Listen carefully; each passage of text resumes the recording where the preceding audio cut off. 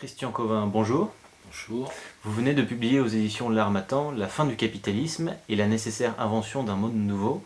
Pouvez-vous présenter votre ouvrage?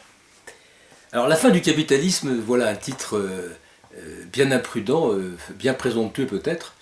On constate plutôt le succès du capitalisme, florissant, développant des richesses de façon considérable.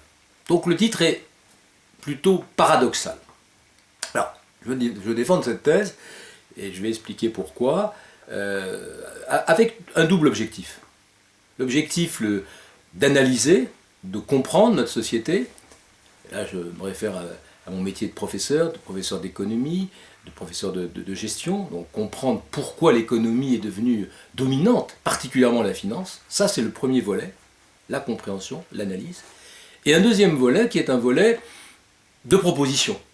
Parce que dans cette situation où nous nous trouvons, que je vais essayer d'expliciter en quelques mots, mais que bien sûr je développe dans l'ouvrage, il est nécessaire de faire quelque chose. Donc des propositions, ce que dans mon ouvrage j'appelle des chantiers d'action. Le capitalisme, en quelques mots, si on analyse, on s'aperçoit que c'est un système assez singulier, qu'on a peu connu, peut-être pas connu d'ailleurs dans l'histoire du monde, c'est-à-dire un système qui se fonde sur l'illimitation, un système exponentiel, un système qui se développe et qui veut toujours plus, à partir des profits, à partir de la marchandise. Il faut toujours générer plus de profits, accumuler plus de rentes. C'est pas comme ça que fonctionnaient les autres sociétés. C'était plutôt dans l'équilibre, dans l'harmonie.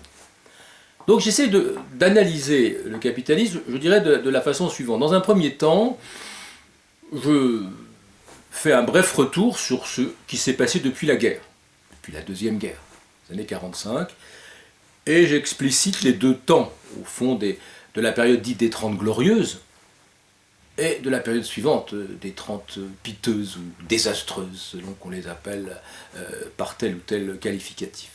J'essaie de voir comment cette logique financière s'est progressivement mise en place à partir des années 80, c'est-à-dire comment le système économique s'est autonomisé, de façon abstraite, a pris toute la puissance. Donc je réfléchis autour de la démocratie, du capitalisme, et de comment le capitalisme, au fond, absorbe la patte sociale et devient dominant, au risque, bien entendu, pour la démocratie.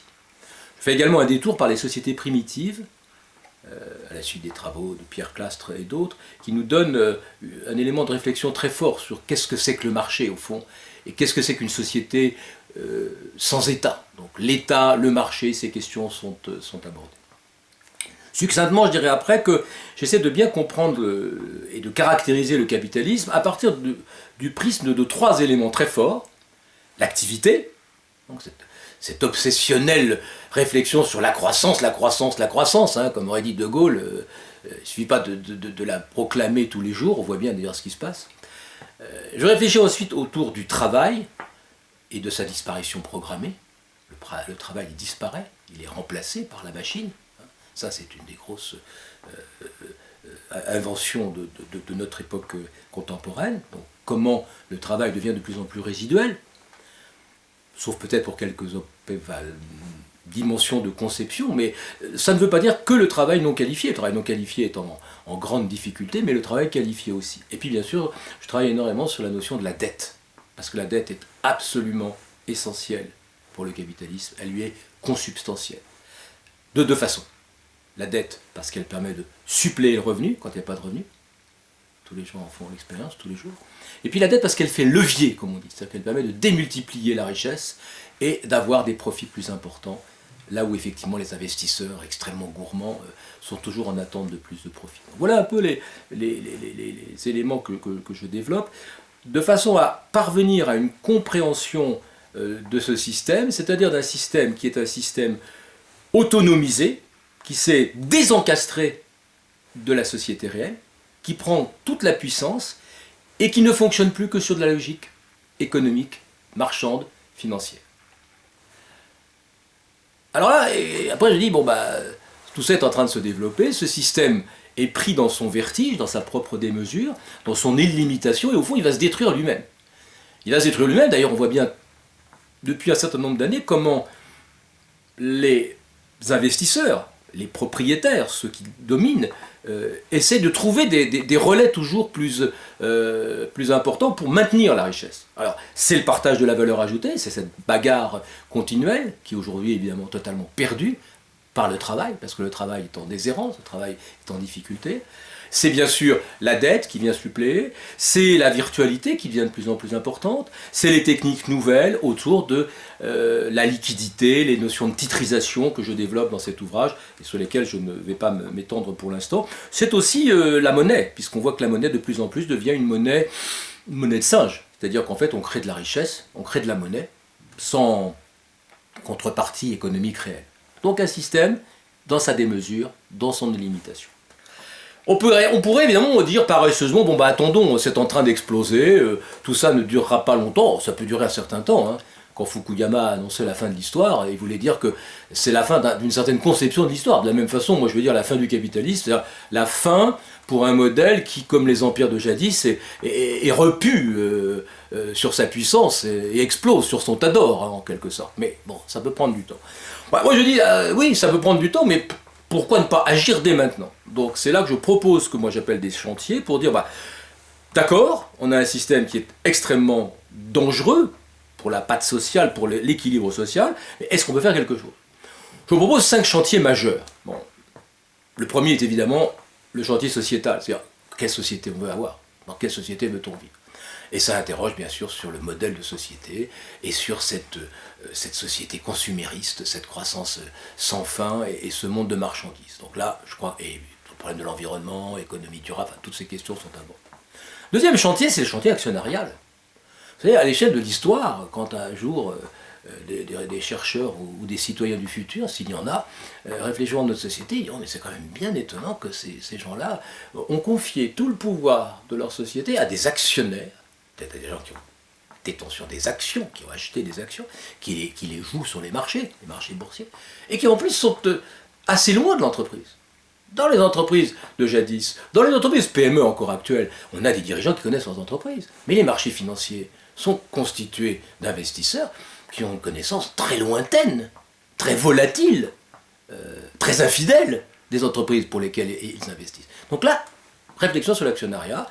Bon, et là, je reprends les réflexions autour des parties prenantes et puis d'un certain nombre de propositions qui sont faites. Bien entendu, une réflexion aussi autour de la banque. Le système bancaire est dans une situation totalement anormale par rapport aux besoins de l'économie. Point que d'ailleurs les États-Unis l'avaient bien compris à la suite de la crise de 29, ils avaient fait séparation des banques. On a vu que dans le contexte français, on ne l'a pas fait pour des raisons sur lesquelles je préfère ne pas m'arrêter parce qu'elles risqueraient d'être assez désagréables pour un certain nombre d'acteurs, notamment d'acteurs politiques. Bon, la banque doit être au service de l'économie et non pas se mettre à fonctionner sur elle-même, ce qui se passe actuellement, avec tous les produits financiers, les produits dérivés, toutes ces questions qui sont naturellement largement abordées dans l'ouvrage. Ensuite, un quatrième dossier important, c'est le dossier de la fiscalité. Une société, c'est aussi un équilibre. La fiscalité, c'est le pacte social. C'est-à-dire qu'effectivement, il faut qu'il y ait là quelque chose qui permette de colmater ou au moins d'agir par rapport aux inégalités que nous constatons. Bon, la fiscalité, c'est notamment toute une réflexion sur une fiscalité sur le capital, là où actuellement aujourd'hui, la fiscalité est surtout centrée sur le travail. Et puis la réflexion sur la monnaie, très importante, et notamment sur l'euro. Qu'est-ce que c'est qu'une monnaie qui actuellement fonctionne de façon totalement autonome, qui n'est au fond que l'outil des marchés financiers et qui, comme on le voit dans le fonctionnement de notre Europe actuellement, est plutôt un obstacle qu'une réussite. Donc en conclusion, je dirais que ce que j'essaie de faire dans cet ouvrage, c'est de trouver l'explication, ou les explications, avec d'autres, hein, attention, et avec modestie bien entendu, hein, je m'inscris dans un ensemble de courants, ça va de soi, mais je veux dire avec modestie, de trouver les explications à la logique de ce système. Je pense que le capitalisme est unique. Il n'y a pas un capitalisme financier méchant, mauvais, par rapport à un bon capitalisme qui aurait été industriel. Il a été industriel à un moment donné, il est beaucoup moins aujourd'hui, mais ça c'est la même logique, c'est la même nature. Ce système, par sa logique même, d'accumulation, d'illimitation, d'abstraction, devient effectivement dangereux. Dangereux tout simplement parce qu'il détruit la substance sociale. En fait c'est ça le vrai problème. Il a été porté par les démocraties, il est né 18e, 19e siècle, grâce à des systèmes démocratiques, qui étaient des systèmes politiques, qui l'ont porté, mais aujourd'hui il fait retour. Et il fait retour de façon quasiment virale, comme le virus qui vous détruit quand effectivement vous l'avez malheureusement inoculé. Donc c'est ça qu'il faut bien comprendre. Qu'est-ce que c'est que ce système qui est aujourd'hui en train de nous détruire? C'est pour ça que je dis, il faut effectivement aller vers d'autres perspectives, il faut sortir de ce système, et peut-être que justement la démocratie, ben c'est ça. Aujourd'hui nos démocraties, et on le voit bien dans tout ce qui se passe encore récemment, ne sont que formelles. On a des dispositifs, on a des gens qui votent, ils ne savent peut-être pas très bien comment ni pourquoi, ils le font peut-être pas toujours dans des conditions très satisfaisantes, on est bien d'accord, mais on a quelque chose qui là justement est devenu dangereux. On n'a plus cette réflexion sur une démocratie substantielle, une démocratie qui fait sens, hein, qui part de projets forts, et c'est ça qui est effectivement la question. C'est-à-dire qu'au fond, l'idée c'est de penser une société qui ne soit pas asservie à l'économique, et particulièrement à sa dimension d'accumulation financière.